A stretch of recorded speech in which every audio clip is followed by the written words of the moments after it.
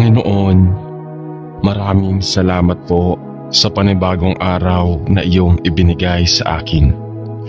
Itinataas ko po ngayon na biyayaan mo ako ng lakas ng loob upang harapin ang mga pagsubok sa aking buhay. Bigyan mo nawa ako ng katatagan ng puso at malinis na kaisipan upang malampasan ang lahat ng mga problema na aking hinaharap ngayon. Panginoon, alam ko pong alam ninyo ang aking kahinaan. Kung kaya't naway pagkalooban mo ako ng mga biyaya na aking magagamit sa araw-araw. Nawa ikaw din po ang maging sentro ng lahat ng aking iisipin, sasabihin at gagawing desisyon upang marapat akong maging tagasunod mo at magpakalat ng iyong mabuting balita.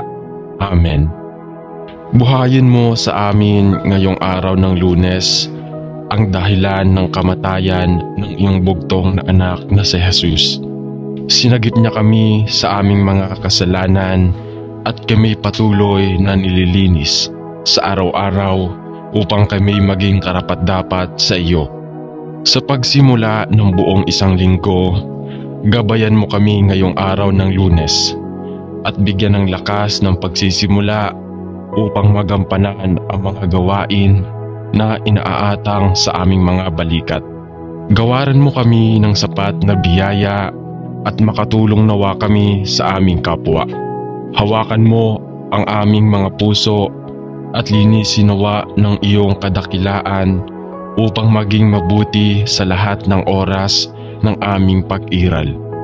Ikaw ang aming sandigan. Amen. Panginoon, maraming salamat po sa panibagong araw na iyong ibinigay sa akin.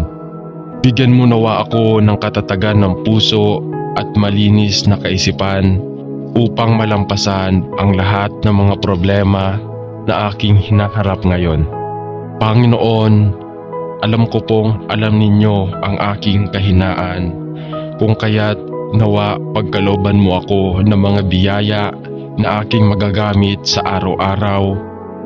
Panginoon, may gawa ng langit at lupa, idinadalangin po namin sa iyo ang mga kapatid naming nakakaranas ng pagkabigo sa pamilya, sa eskwelahan, sa personal na relasyon, sa trabaho o sa anumang aspeto ng kanilang buhay.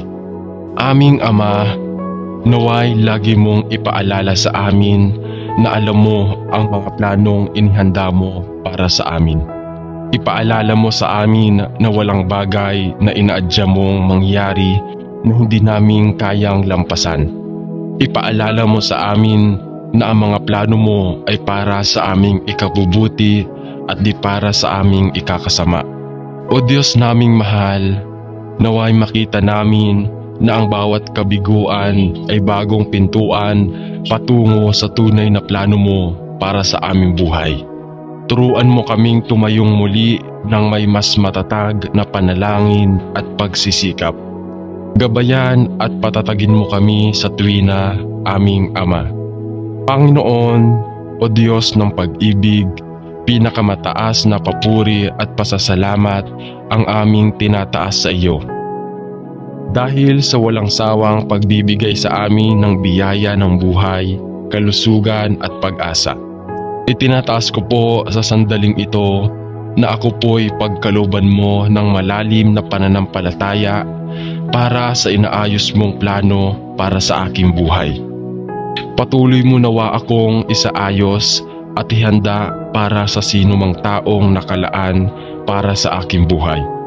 Panginoon, o Diyos ng pag-ibig at pag-asa, ikaw ang manguna at maging sentro ang aking buhay.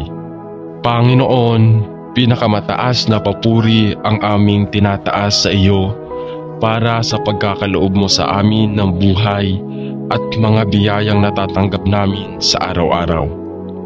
Lord, thank you po ng madami sa lahat-lahat ng mga biyaya at pagpapala na iyong ibinibigay sa amin. Kahit na kami ay nagkakasala sa iyo. Panginoon, patuloy mo nawa kaming ingatan gabayan at pagkalooban ng mga biyaya na aming magagamit upang maipahayag namin ang iyong salita at upang kami maging karapat-dapat na sumusunod sa iyo. Panginoon, turuan mo akong maging bukas palad, turuan mo akong maglingkod sa iyo at magbigay ng ayon sa nararapat, na walang hinihintay mula sa iyo, na makibakang di inaalintana mga hirap na dinaranas sa tuwina'y magsumikap, na hindi humahanap ng kapalit na kaginhawaan at di naghihintay kundi ang aking mabatid na ang loob mo'y siyang sinusundan. Panginoon, turuan mo akong maging bukas palad, turuan mo akong maglingkod sa iyo at magbigay ng ayon sa nararapat na walang hinihintay mula sa iyo. Salamat, Panginoon kong Diyos na buhay. Salamat po sa pagbibigay sa akin ng aking mga kailangan. Salamat po sa aking asawa na laging nasa aking tabi sa hirap man o ginhawa, sa ngiti man o sa luha. Salamat po sa aking pamilya na patuloy na nakaalalay sa aking paglalakbay sa mga lubak ng buhay. Salamat po sa aking mga kaibigan na hindi ako iniiwan at ako'y nauunawaan kahit ako'y may kasalanan. Salamat po sa mga pinuno ng bayan sa araw-gabing pinapasan at gumagampan ng mga tungkuling nakaatang. Salamat po sa Ama, sa Anak at sa Espiritu Santo na siyang nagpapaikot ng mundo at gumagabay sa mga tao sa kanilang tinutungo. Maraming salamat po sa pangalan ni Jesus. Amen.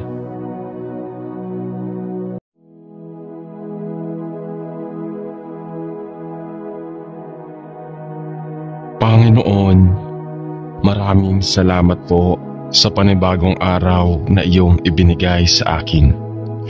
Itinataas ko po ngayon na biyayaan mo ako ng lakas ng loob upang harapin ang mga pagsubok sa aking buhay.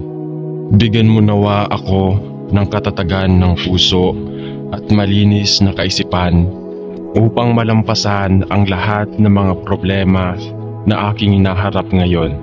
Panginoon, alam ko pong alam ninyo ang aking kahinaan.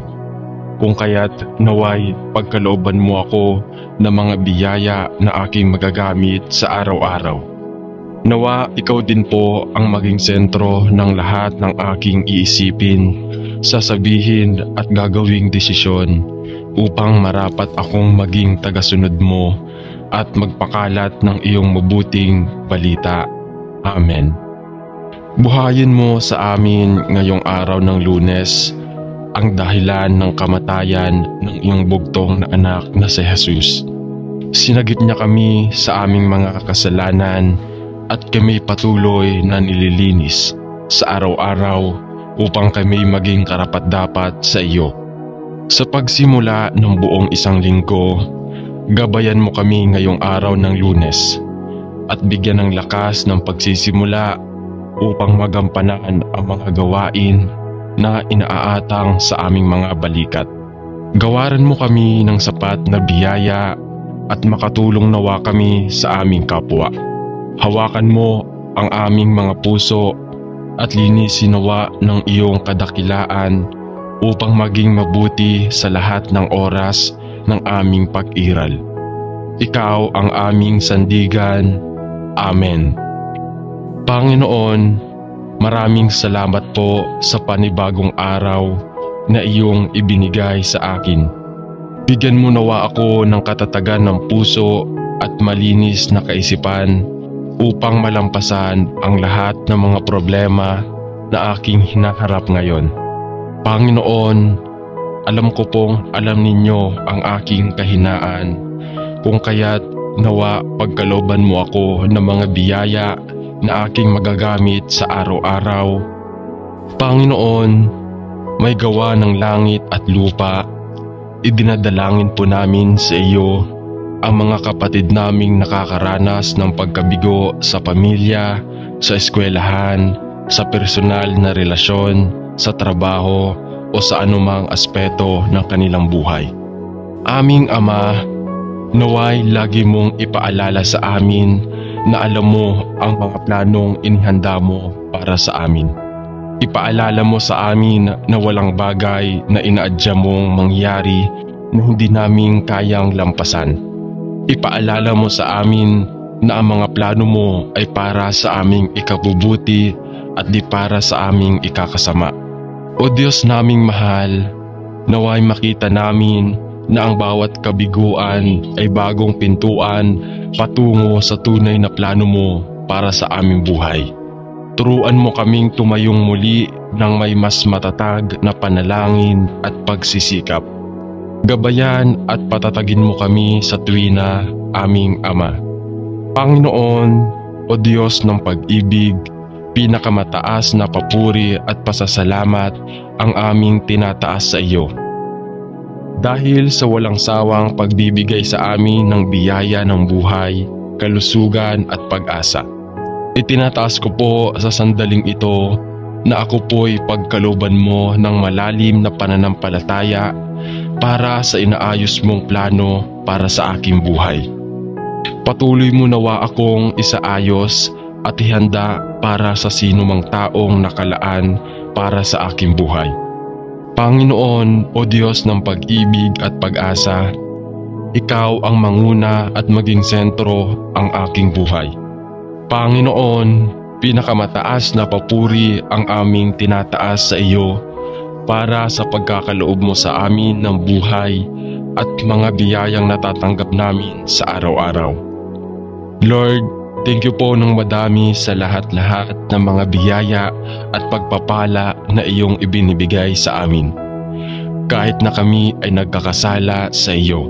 Panginoon, patuloy mo nawa kaming ingatan, gabayan at pagkalooban ng mga biyaya na aming magagamit upang maipahayag namin ang iyong salita at upang kami maging karapat-dapat na sumusunod sa iyo. Panginoon, turuan mo akong maging bukas palad, turuan mo akong maglingkod sa iyo at magbigay ng ayon sa nararapat, na walang hinihintay mula sa iyo, na makibakang di inaalintana, mga hirap na dinaranas sa tuwina'y magsumikap, na hindi humahanap ng kapalit na kaginhawaan at di naghihintay kundi ang aking mabatid na ang loob mo'y siyang sinusundan. Panginoon, turuan mo akong maging bukas palad, turuan mo akong maglingkod sa iyo at magbigay ng ayon sa nararapat na walang hinihintay mula sa iyo. Salamat, Panginoon kong Diyos na buhay. Salamat po sa pagbibigay sa akin ng aking mga kailangan. Salamat po sa aking asawa na laging nasa aking tabi sa hirap man o ginhawa, sa ngiti man o sa luha. Salamat po sa aking pamilya na patuloy na nakaalalay sa aking paglalakbay sa mga lubak ng buhay.